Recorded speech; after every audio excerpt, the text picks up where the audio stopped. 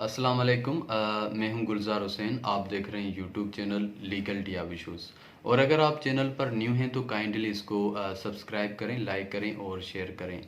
आज हम एक इम्पोर्टेंट टॉपिक के ऊपर बात करेंगे जो कि रूल ऑफ कंसिस्टेंसी के ऊपर बेस्ड करता है। और ये जो रूल ऑफ कंसिस्टेंसी है इसको प्रिंसिपल ऑफ कंसिस्टेंसी भी कहा जाता है। और ये जो रूल ऑफ कंसिस्टेंसी है ये बहुत ही इम्पोर्टेंट टॉपिक है और हर एक प्रैक्टिसिंग लॉयर्स को ये आना चाहिए और उसके नॉलेज में होना चाहिए। तो ये जो रूल ऑफ कंसिस्टेंसी है ये हमारे केस में ये अप्लाई हुआ है।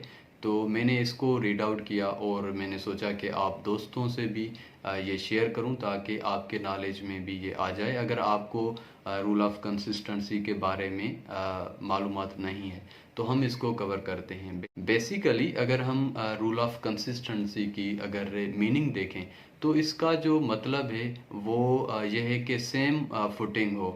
मतलब कि जो अक्यूज्ड होता है उसका जो रोल होता है, उसका जो रोल होता है या उसकी जो आइडेंटिटी होती है या रोल ऑफ आइडेंटिटी होती है वो को अक्यूज्ड जो होता है उसी से सेम हो तो इसको रूल ऑफ कंसिस्टेंसी कहते हैं। और मतलब कि सेम फेयरनेस हो, सेम एक्यूरेसी हो, या मतलब कि जो क्राइम की या किसी भी एक्ट की या किसी भी रोल के अंदर मतलब कि सेम नेचर हो तो इसको रूल ऑफ कंसिस्टेंसी कहते हैं। और अगर हम रूल ऑफ कंसिस्टेंसी को प्रिंसिपल ऑफ इक्वलिटी कहें कि मतलब कि ये जो रूल ऑफ कंसिस्टेंसी है ये प्रिंसिपल ऑफ इक्वलिटी के ऊपर बेस्ड है तो ये सही है क्योंकि आर्टिकल 25 ऑफ कॉन्स्टिट्यूशन ऑफ 1973 ये इसको कवर करता है प्रिंसिपल ऑफ इक्वलिटी को। क्योंकि इसमें यह है कि जो भी सिटीजन्स हैं वो इक्वल हैं बिफोर लॉ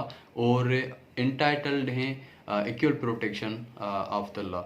तो ये जो रूल ऑफ कंसिस्टेंसी है ये इसके ऊपर बेस्ड करता है। अभी हमारे केस में क्या हुआ कि जो अक्यूज्ड है वो बेल पर है तो इसमें जो को अक्यूज्ड है उसको बेल नहीं मिली है। अभी वो बेल के लिए उसने अप्लाई किया है तो हमें ये जो रूल ऑफ कंसिस्टेंसी है ये हमें फेवर देगा क्योंकि उसमें जो उसका जो को अक्यूज्ड है उसका जो रोल है वो आइडेंटिकल है, वो सेम रोल है।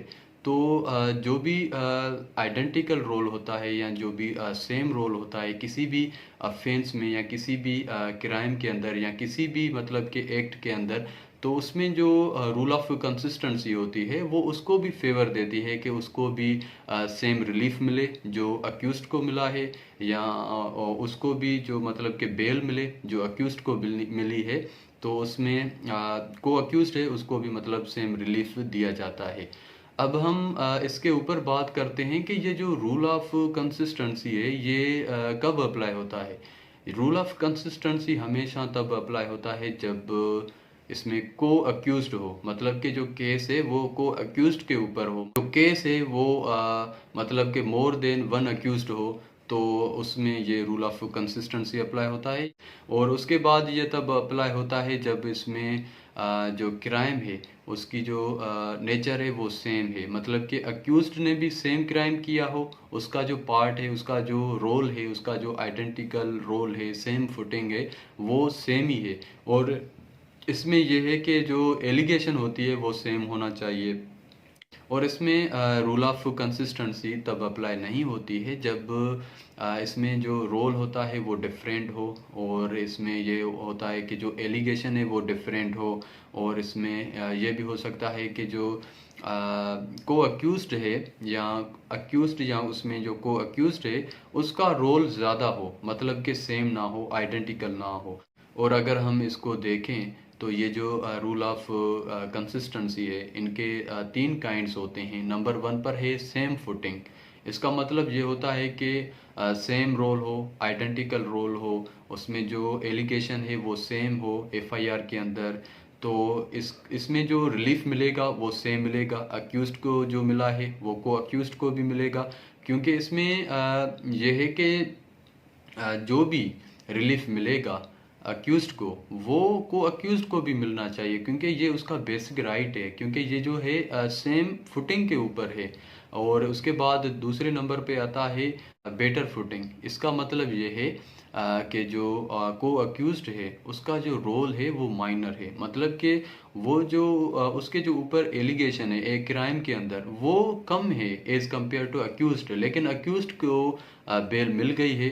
तो अभी यहाँ पर जो को अक्यूज्ड है उसका बेसिक राइट होता है कि उसको भी बेल मिल जाए। तो ये हो गया बेटर फुटिंग। और नंबर 3 के ऊपर आते हैं तो इसमें ये होता है कि लेस फुटिंग।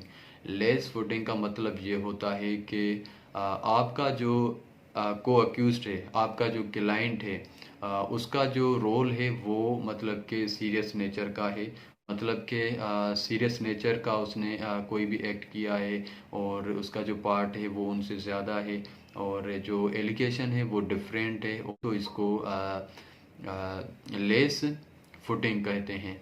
तो ये जो प्रिंसिपल है ये तब अप्लाई नहीं होता है जब एलिगेशन डिफरेंट हो और एफआईआर में जो आइडेंटिकल रोल ना हो, तो ये तब अप्लाई नहीं होगा।